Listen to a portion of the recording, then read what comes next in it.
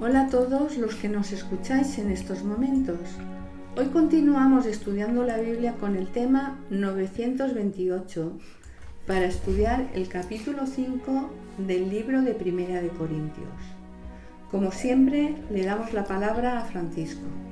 Es conveniente que tengáis vuestras Biblias en las manos y abierta por el capítulo que vamos a estudiar, acordarlo siempre. Hasta ahora hemos estado viendo algo de las maldades que estaban realizando algunos creyentes corintios. Pero en este capítulo Pablo saca a la luz cosas graves de estos cristianos y esto es lo que vamos ahora a estudiar. Leo los dos primeros versículos, en los cuales Pablo habla con toda claridad. Dicen así: De cierto se oye que hay entre vosotros fornicación, y tal fornicación cual ni aún se nombra entre los gentiles, tanto que alguno tiene a la mujer de su padre. Y vosotros estáis envanecidos. ¿No debierais más bien haberos lamentado para que fuese quitado de en medio de vosotros el que cometió tal acción? Realmente es grave lo que dice Pablo, que los creyentes están actuando peor que los incrédulos, dejando un mal testimonio de sus creencias.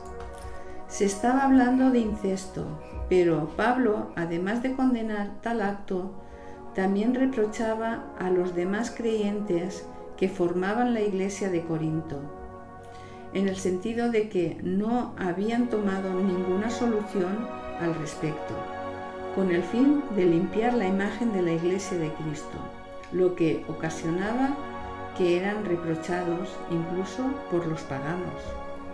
Que la iglesia cristiana tolerara un delito que aún los paganos consideraban con repugnancia, agravaba en gran manera el pecado y demandaba una acción inmediata y drástica.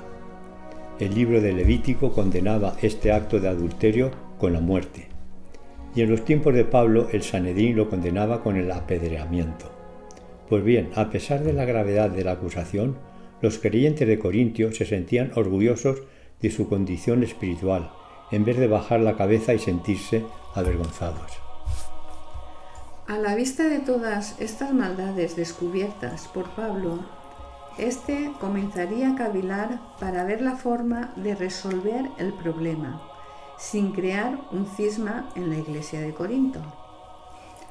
A pesar de la gravedad del asunto y de que Pablo, en cierta medida, era el responsable del funcionamiento de la iglesia, él, usando de la democracia religiosa, aconseja a los dirigentes de la iglesia que se reúnan para decidir las medidas a tomar. Dicen los versículos 4, 5 y 6: En el nombre de nuestro Señor Jesucristo, reunidos vosotros y mi espíritu con el poder de nuestro Señor Jesucristo, el tal sea entregado a Satanás para destrucción de la carne, a fin de que el espíritu sea salvo en el día del Señor. No es buena vuestra jactancia. ¿No sabéis que un poco de levadura leuda toda la masa? La gravedad del problema debería llevar consigo, al menos, la separación del personaje o personajes de la feligresía de la Iglesia.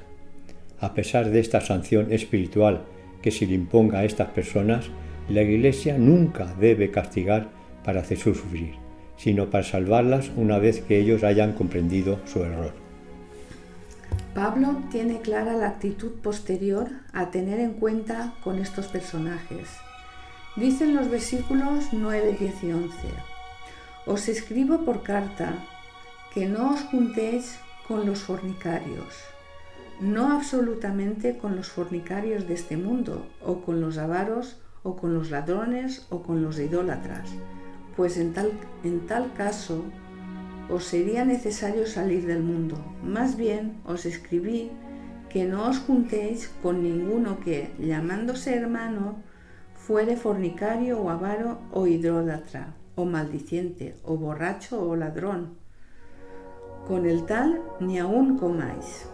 Los creyentes corintios no tenían motivo para jactarse de su condición espiritual. Procuraban dar la impresión de que todo estaba bien en la iglesia. Eso era una evidencia de su ceguera espiritual. Se habían llegado a familiarizar tanto con las malas prácticas que los rodeaban que no se daban cuenta de la terrible naturaleza de la inmoralidad que existía en su medio. La división en grupos separados dentro de la Iglesia, antagónicos entre sí y luchando por la supremacía, aumentaba la envidia y los malos sentimientos entre ellos. Los cristianos que se han entregado a Jesús y han nacido de nuevo no retienen sus malos deseos y prácticas antiguas. Todo esto desaparece cuando están revestidos de Cristo. Respecto al trato con estas personas pecadoras y orgullosas de lo que han realizado, no es conveniente tener un trato muy íntimo con ellas.